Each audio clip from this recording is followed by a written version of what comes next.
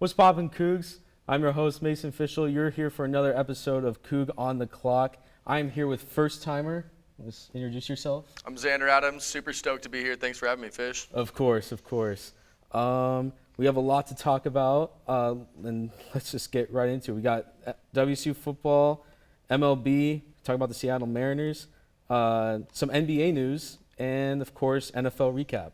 So, yeah, let's jump right into it. Let's do it.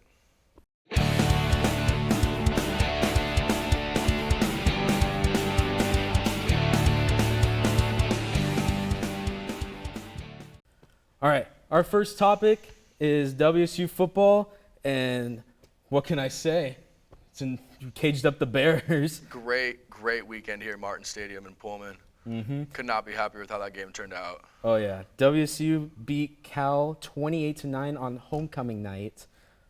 Just some notable players from that game. Cam Ward, 27 of 40, 341 yards, 3 touchdowns, 2 interceptions. I will say, this wasn't his best performance. I'm going to say that right now. No, definitely wasn't. And he definitely came up where he needed to and came up where it mattered most. He did throw 2 interceptions. Didn't make too big of a difference because our defense was able to hold Cal a little bit.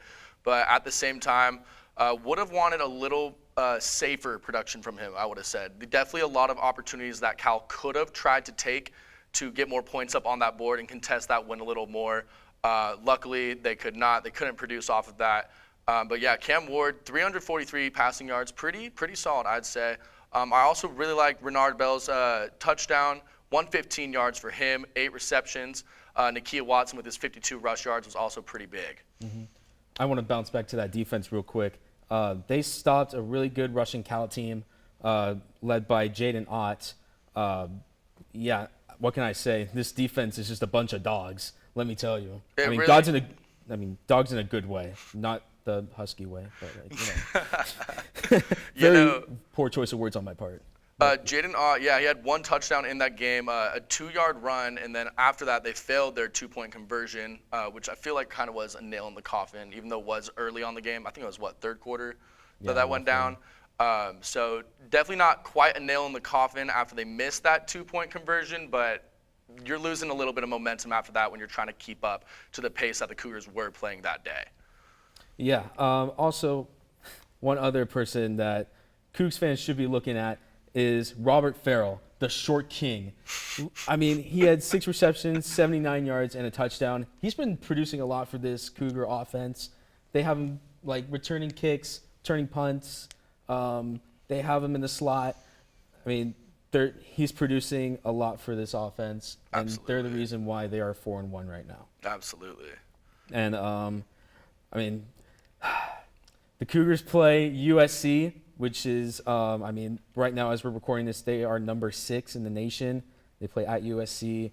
What are some key things that WSU needs to do to stop Lincoln Riley and the Trojans? Yeah, I mean, I'd say a lot of fans definitely going to be a little nervous running up against USC. I was looking at their stats earlier today, and we're kind of looking a little even on some of them. We're just about equal on the season in total passing yards. Rushing yards, they're doubling us right now. So if our D-line can kind of hunker down and stop some of these runs, it'll mean big business for the Cougs.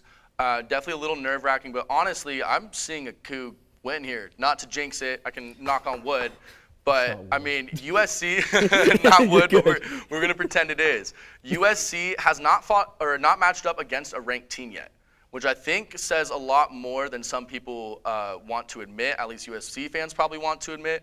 Against Oregon State, they only won by 3 points. I'd say our team is pretty comparable, if not better, than Oregon State. And again, the rest of them, all the blowouts they've had were Fresno State, Stanford, Rice. Not very notable wins, but that 5-0 record's what got them up to that ranking. I'm feeling pretty confident for the Cougs coming into this one. Yeah, what can I say? I mean, do you have a score prediction for this Saturday? My score prediction, 31-28. You're joking. Cougars. You're joking. I'm not joking. Dude, that's literally what I put. Oh my God, it literally is. Wow. That we're might on the be same wavelength right here. Hey, that's saying something. Maybe we're telling the future here. Maybe we're telling the future. We'll see. Oh man, yeah, I got 31-28 Cougs as well. That is insane. I'll say the big kicker is going to be it is at USC. Might shake the boys a little bit, but I'm pretty confident. Yeah. I mean, the Coliseum's usually not that loud in the first place. No one usually shows up. So, yeah. Y'all have that for no? That's all I got. All right, let's move on. All right. Our next topic is the MLB.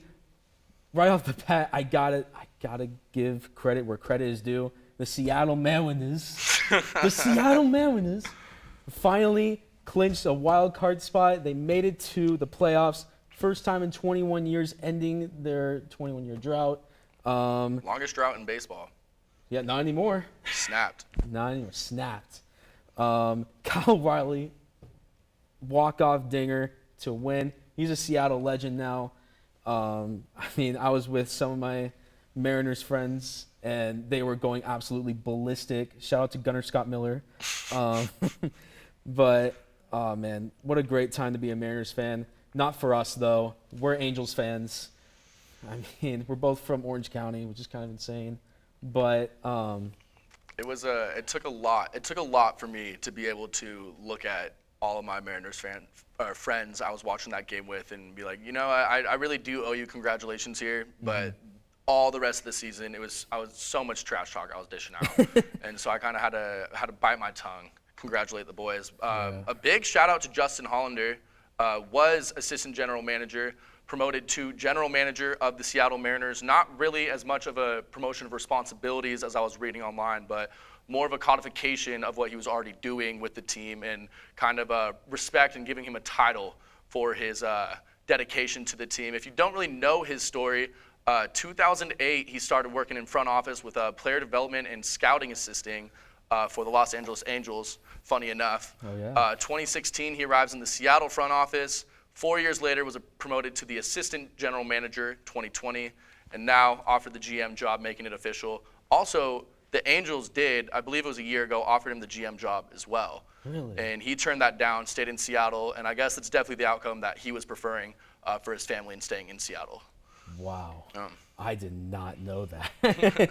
I mean, I'm also a kind of a superstitious person, but I think the Mariners kind of flipped around since that Angels-Mariners brawl earlier in the season. I mean...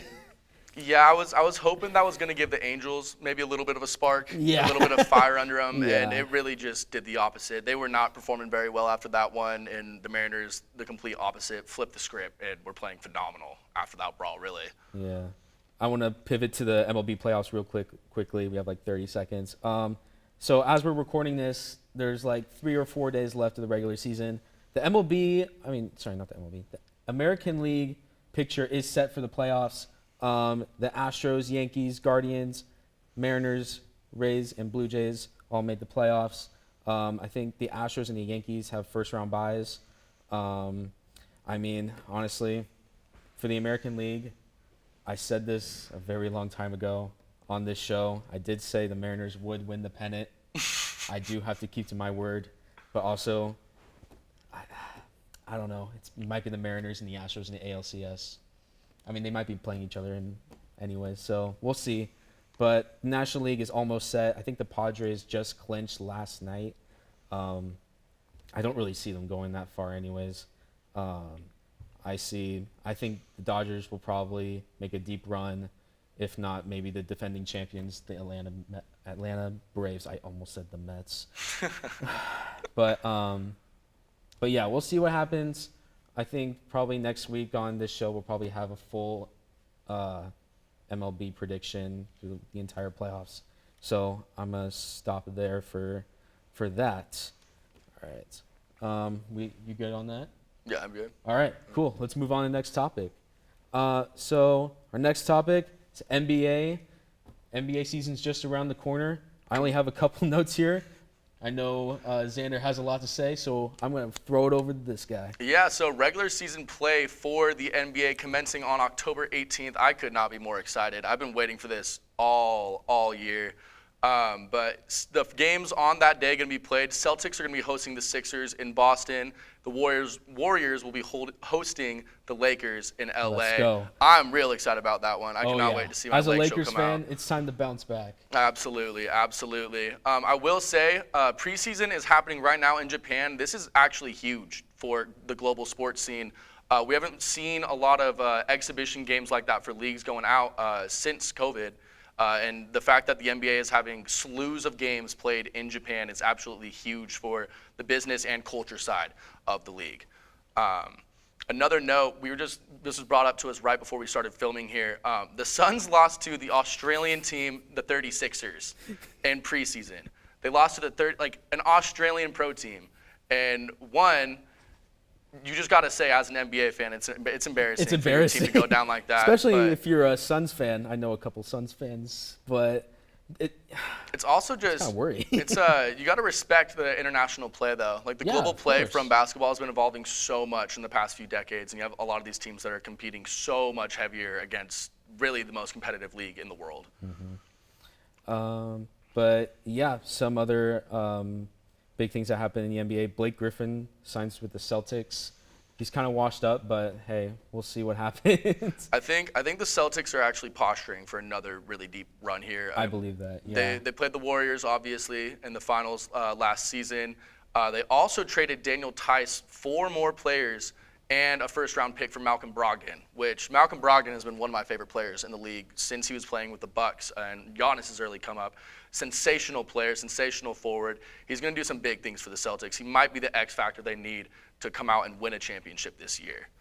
I will say, we do have some too early predictions going into the NBA season. I mean, like I said, the Lakers, I really hope they bounce back. Russell Westbrook having the worst season of his career, I will say. But I think Russell Wilson will not. Wow, not Russell Wilson. Oh my gosh, Russell Westbrook. I think he's gonna bounce back, and I mean, I'm hoping so. I also on the news of the Lakers, the Pat Bev, Talon Horton-Tucker, Stanley Johnson trade. I hated it. You did? I hated it. I love Talon Horton-Tucker. I thought Talon Horton-Tucker was the brightest young spot we've had in a while. Yeah, he was pretty good. And threw that away. The Jazz going full rebuild with that Pat Beverly trade. So a little recap on their movements in the offseason. Donovan Mitchell, one of my favorite players as well, traded away to Chicago. He was traded for Lauri Markkanen, Colin Sexton, 3 first-rounders and 2 pick swaps.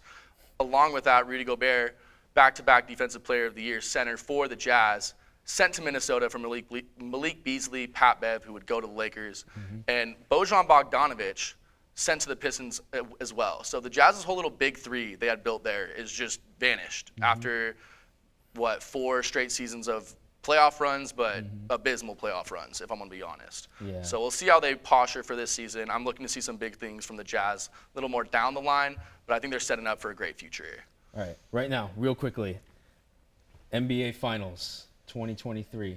What is your prediction? I'm going to call it a bounce-back year for the Lakers as well. If Russell Westbrook can accept a bench position and produce there, they're going to have a great season if they see injury-free. And I think they are facing off against the Celtics in the East, and we are going to have a championship matchup for the ages between this rivalry. Are we on the same wavelength? Like, what the heck's going on? I mean, I also had the Lakers and the Celtics. I think it's definitely half bias in wanting to see that rivalry ignite again. It's definitely half that. But I think if the Lakers, if they stay injury-free, Anthony Davis, LeBron, they suffer through their woes with their the groin and the leg stuff for both of them. I think it'll be a successful season. I mean, also, you can't count out the Golden State Warriors. I will also say that. I mean, if I had to change my prediction now, it would probably be the Warriors and who's good in the East? I'd say the Sixers, if not the Celtics. I was going to say the Sixers also. Yeah. But, I mean, if I had to change it, it would probably be the Warriors, Sixers, or maybe even the Cavs. That might be a dark horse. That could be a dark horse. Donovan Mitchell's going to do great things on that team. Yeah, I think so too. All right. We good to move on? Absolutely. All right. Let's move on. All right. So our last topic is NFL recap of Week 4. Some games that stood out to me, the Bills and the Ravens, Lamar versus Josh Allen. It was a really good game. Not really as much scoring as I thought there would be, but the Bills pulled it off 23-20. It was raining over there. Unfortunately, in my fantasy team, I did not start the Ravens defense because for some reason I thought that it would be a shootout and I would get negative points. But I started a different defense that I will circle back with later in this segment. It was a big mistake. Speaking on the Ravens really quick, I actually saw a really interesting statistic earlier today. Lamar Jackson has accounted for over 55% of the Ravens' rush yards this season, more than any QB. Wow. And if he continued on this pace, he would be the first QB since the end of World War II to do that. And that's definitely real difficult to do over the course of a season. But yeah, it's been since World War II since a QB has accounted for at least half of their team's rush yards. That goes to show, like, some of these quarterbacks are evolving to become, like, scrambling quarterbacks, running quarterbacks. Yeah, it's absolutely insane now. Another game, of course, this is now time for our obligated Cowboys Touch segment. The Cowboys did beat the Washington Commanders 25-10. Cooper Rush is him. I will still say that every time. Every week. He is undefeated as a starting quarterback. He's now, I think, 4-0 as a starting quarterback. He's doing great things right now. CeeDee Lamb had a great game. I can't really give you, actually, I can give you the stats, I think. I was not prepared. But, I mean, to be fair, the Washington Commanders alternate jerseys were pretty nice. I will give you that. All right, we have 1 minute left, so I am going to move on to the next game. But that is the end of the Cowboys segment talk. Real quickly, the game that was pretty interesting to me, the Eagles and the Jags. The Jags are pretty good, apparently, so I guess that's pretty cool. And then, I mean, the Eagles won 29-21. That was a pretty big game for the Eagles. And then this is the game I was talking about. This is a very high-scoring game. I played the Lions defense. I got -8 points from my defense. That is brutal. To give you perspective, you start off with 10 points when the game starts. I lost 18 points from one game. That's bizarre. That is absolutely just bizarre. Yeah, but the Seahawks ended up winning 48-45. It's absolutely insane. I think this is the highest scoring game we've seen this season.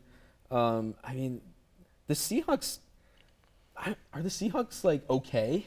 They really might be okay. They might be okay. I just keep getting surprised. I keep Yeah. getting surprised.